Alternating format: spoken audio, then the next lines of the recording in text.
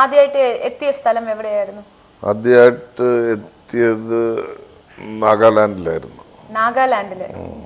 അവിടേക്ക് എങ്ങനെയാണ് എത്തിയത്? അവിടെ ജ്യേഷ്ഠനുണ്ടായിരുന്നു, പുള്ളിക്ക് അവിടെ ജോലിയായിരുന്നു. അങ്ങനെ അവിടെ ജോലി വന്നതാണ്. അവിടെ നിന്നിട്ട് ടെമ്പററി ആയിട്ട് ജോലി ചെയ്ത്. എന്തായിട്ടാണ് ആദ്യത്തെ ജോലി ചെയ്യുന്നത്? ആദ്യത്തെ എന്ന് വെച്ചാൽ ഹെൽപ്പറായിട്ട് തുടങ്ങിയതാണ്. ഹെൽപ്പറായിട്ട്. അന്ന് എത്ര ഉണ്ടായിരുന്നു ശമ്പളം? അന്ന് ഏതാണ്ട് 80 രൂപ 90 രൂപ കിട്ടുമായിരുന്നു. 80 രൂപ 90 രൂപ ഒരു മാസത്തിന്? ഒരു മാസത്തിന്. അതിന് ആ 80 രൂപ 90 രൂപ വെച്ച് അന്ന കാലഘട്ടത്തിൽ കഴിയാൻ ബുദ്ധിമുട്ടുണ്ടായിരുന്നോ? ഇല്ല, അന്നെല്ലാം ചീപ്പല്ലേ, സാധനങ്ങൾക്കെല്ലാം വിലക്കുറവല്ലേ.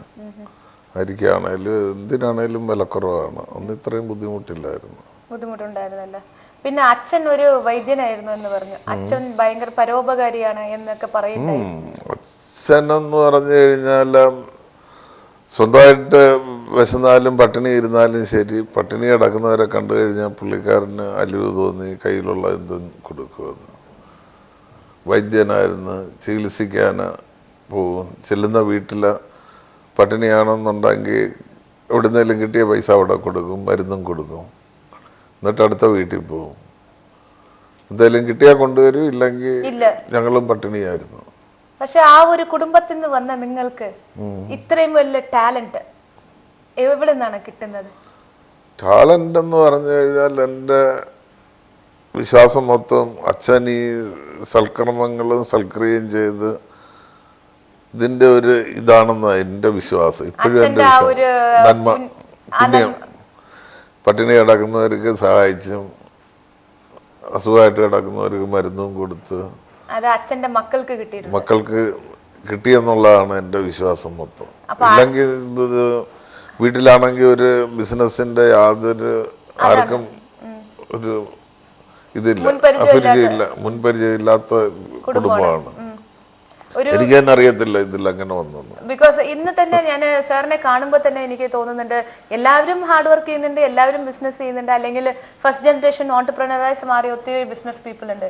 പക്ഷെ അവർ എത്രത്തോളം സ്പീഡിൽ ഡെവലപ്പ് ആവുന്നു, എത്രത്തോളം അവരുടെ ബിസിനസ്സിനെ അവരുടെ നോളജ് വെച്ചിട്ട് അവർ അതിനെ ഡെവലപ്പ് ചെയ്യുന്നു, അതിന് വളരെ ഒരു ഇമ്പോർട്ടന്റ് കാര്യമാണ്. സാറിന്റെ ആ ഒരു വർക്ക്. ഞാനിത് തുടങ്ങിയിട്ട് 35 വർഷമായി. ബിസിനസ് തുടങ്ങിയിട്ട് 35 വർഷം. 35.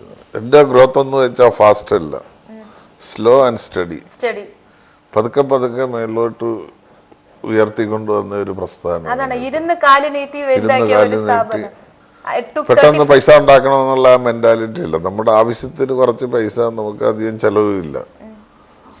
അപ്പൊ അതിനു വേണ്ടിയുള്ള പൈസ ഇത് ചെയ്തതിന് ശേഷം slow and study, slowly we are developed the company. Adine it took long years of 35 years. Appo ee 30 എന്ന് പറഞ്ഞു കഴിഞ്ഞാൽ ഇത് ഒരു പറയാൻ 1990 ഈ കമ്പനിയുടെ ടേൺ ഓവർ എന്ന് പറയുന്നത് 80 ലക്ഷമായിരുന്നു. 80 lakhs 1990. അതിനു മുന്നേ അന്ന് പൈസയ്ക്ക് വാല്യൂ ഉള്ള ടൈമാണ്. ഇന്ന് ഈ വർഷത്തെ എന്ന് വെച്ചാൽ 300 കോടിക്ക് അടുത്ത് വരും. 300 കോടിക്ക്. അപ്പോൾ എത്ര, how many fold it has grown. അന്ന് തുടങ്ങുന്നുണ്ട് 5-6 മെഷീനേ ഉള്ളായിരുന്നു ഈ 90-ൽ. പക്ഷേ കോൺട്രാക്ടർ പണി തുടങ്ങിയിട്ട് 75 തൊട്ട് തുടങ്ങിയതാണ്. അതിനുള്ളിൽ ചെറിയ ചെറിയ മെഷീനറിയും ചെറിയ ചെറിയ ഇതായിരുന്നു. ഒരു ചേഞ്ച് വന്നത് 90-ക്ക് ശേഷമാണ്. ഒരുവിധം ലാക്സിൽ തുടങ്ങി ഇന്ന് ക്രോർസിൽ വന്നത്. സേ ഫോർ എക്സാമ്പിൾ നിങ്ങൾ പറഞ്ഞല്ലോ മെക്കാനിക്കൽ ലൈൻ, ഇന്നിപ്പോ മെക്കാനിക്കൽ കൺസ്ട്രക്ഷന്റെ one of the biggest company ആയിട്ടാണ് നിൽക്കുന്നത് നിയോ സ്ട്രക്ടോ. സാറിന് ഈ മെക്കാനിക്കൽ നോളജ്, ഈ ആദ്യം ഹെൽപ്പറെ ജോയിൻ ചെയ്യുന്നെന്ന് പറഞ്ഞല്ലോ, അത് ഈ മെക്കാനിക്കൽ ലൈനിൽ തന്നെയായിരുന്നു?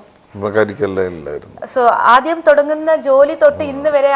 അത് കഴിഞ്ഞ് അതിനുശേഷം കാൺപൂരിൽ വന്ന് ഞാൻ further I studied as I joined in CTI as an instructor course.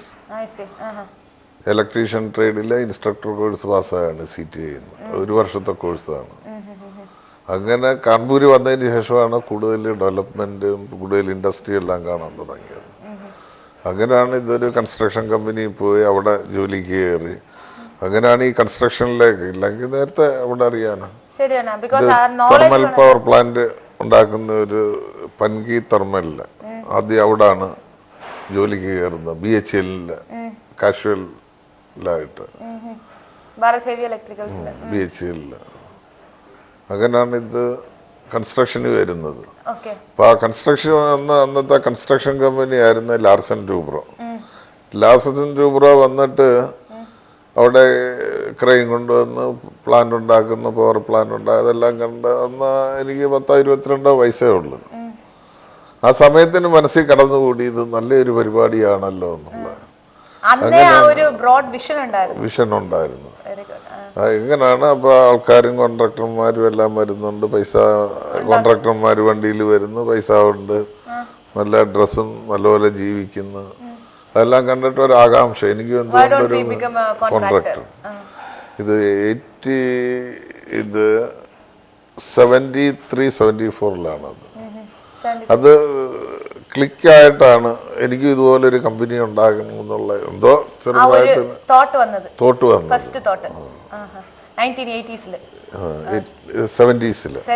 72. അപ്പൊ ആദ്യമായിട്ട് സർ ബിസിനസ് തുടങ്ങുന്നത് ഏത് വർഷമാണ്, എവിടെയാണ് തുടങ്ങുന്നത്? ഇത് ബിസിനസ് ആയിട്ട് തുടങ്ങുന്നത് നങ്കലിലാണ്. നങ്കലിലെല്ലാം ബെറ്റുണ്ടായിരുന്നു. പഞ്ചാബിലാണ്. ഇത് ഈ മെക്കാനിക്കലിന്റെ എന്ന് വെച്ച് കഴിഞ്ഞാൽ ഞാൻ ജോലി ചെയ്തുകൊണ്ടിരുന്ന കമ്പനിയിൽ തന്നെ അവരോട് ഒരു ടെംപ്റ്റേഷൻ വന്നു, എനിക്ക് കോൺട്രാക്ടർ ആണോ. അതിൻ്റെ ഓണറോട് പറഞ്ഞ് എനിക്ക് സബ് കോൺട്രാക്ടർ കൊടുക്കുക, അങ്ങനെയാണെങ്കിലേ നിങ്ങളുടെ കൂടെ പണി ചെയ്യത്തുള്ളൂ. അതിനുള്ളിൽ ഞാൻ ആ കൺസ്ട്രക്ഷൻ കമ്പനി പണി ചെയ്തിട്ട് കുറച്ച് എക്സ്പെർട്ടായി. എന്താണ് ഈ കൺസ്ട്രക്ഷൻ എന്നുള്ളതും മനസ്സിലാക്കിയിട്ട് എക്സ്പെർട്ടൈസ് ആയി. എന്നിട്ട് ഈ ഒരു സർദാറിൻ്റെ കമ്പനിയായിരുന്നു. സർദാറിനോട് പറഞ്ഞ് എനിക്ക് കോൺട്രാക്ട് തരാമെന്നുണ്ടെങ്കിൽ ഞാൻ നിൽക്കാം. ബെറ്റിണ്ട